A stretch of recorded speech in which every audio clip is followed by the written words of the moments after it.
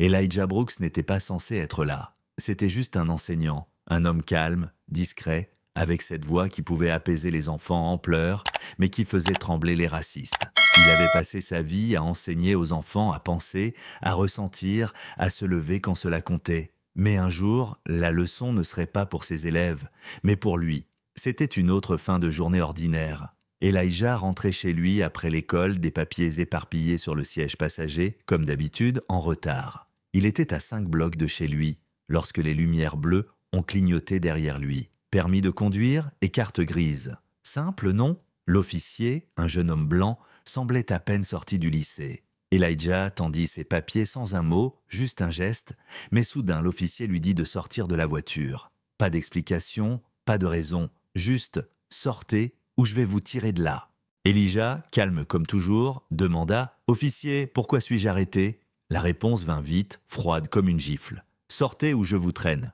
Et voilà, tout a changé en un instant. Avant qu'il ne puisse réagir, l'officier le tira hors de la voiture, le jetant sur l'asphalte mouillé. Les papiers volèrent autour de lui, sa vie éparpillée sous la pluie.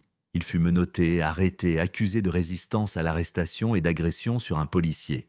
Mais il n'y avait pas de caméra corporelle, pas de témoin, juste la parole d'un homme contre celle de l'autre.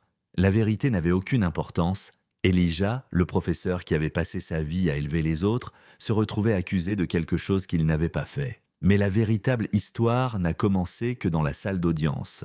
3 mois plus tard, c'était l'histoire d'une vie qui se jouait. D'un côté, l'officier Grant Milton, toujours aussi calme dans son uniforme impassible. De l'autre, Elijah, vêtu d'un costume emprunté à son père, les mains repliées comme une prière. Le procureur, comme un prédateur, commença à raconter l'histoire. Elijah aurait foncé sur l'officier, aurait cherché quelque chose sous le siège. L'officier aurait craint pour sa vie. Mais c'était un mensonge. Elijah le savait. Et il y avait une personne dans la salle qui savait la même chose.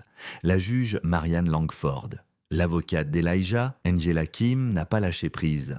Elle a fait convoquer les enregistrements des dispatchs, les caméras de surveillance de la station-service à 2 rues de là, et enfin une vidéo floue, mais assez claire, prise d'une fenêtre d'appartement. La vidéo montrait Elijah debout, calme, les mains visibles, et puis, sans raison, l'officier Milton qui se jetait sur lui. La salle d'audience est tombée dans un silence total.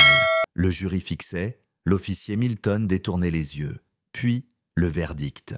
La voix de la juge Langford, calme mais tranchante, résonna dans la pièce. Le tribunal déclare Elijah Brooks non coupable de toutes les accusations. De plus, le tribunal réfère le comportement de l'officier Grant Milton au procureur pour parjure et violation des droits civils. Et là, le monde s'est déformé. L'homme en uniforme, celui qui se croyait intouchable, s'est mis à pleurer. Pas de remords, non, juste de la peur. Peur non pas de ce qu'il avait fait, mais de ce qu'il était devenu, d'être vu pour ce qu'il était réellement. Elijah n'a pas souri, n'a pas célébré. Il est sorti de la salle d'audience, la tête haute, mais l'âme fatiguée. Les journalistes se sont précipités, tendant leur micro, posant la question classique « Que voulez-vous que les gens sachent ?»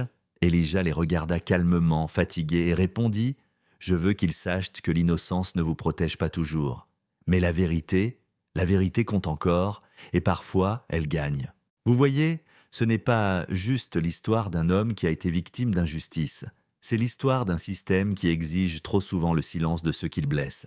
Mais Elijah nous a montré que le silence, ce n'est pas de la sécurité. La dignité, ça ne se négocie pas. Le véritable pouvoir ne réside pas dans les uniformes ou l'autorité, mais dans le courage de se tenir debout, même quand tout vous pousse à vous agenouiller. L'histoire d'Elijah n'est pas juste une victoire pour lui. C'est un rappel que la vérité, aussi douloureuse soit-elle, peut encore briser les murs de l'injustice.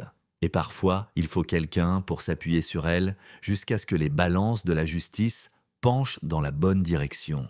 Elijah est sorti de la salle d'audience, pas comme un homme en quête de vengeance, mais comme un homme qui s'était tenu debout contre la tempête. Et quand les journalistes l'ont entouré, cherchant leur réponse, il n'a dit que ceci, « La vérité compte encore ».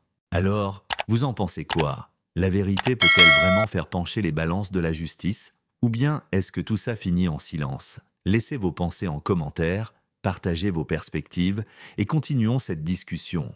Parce qu'en fin de compte, le combat pour la vérité ne se termine pas dans une salle d'audience, il commence en nous tous.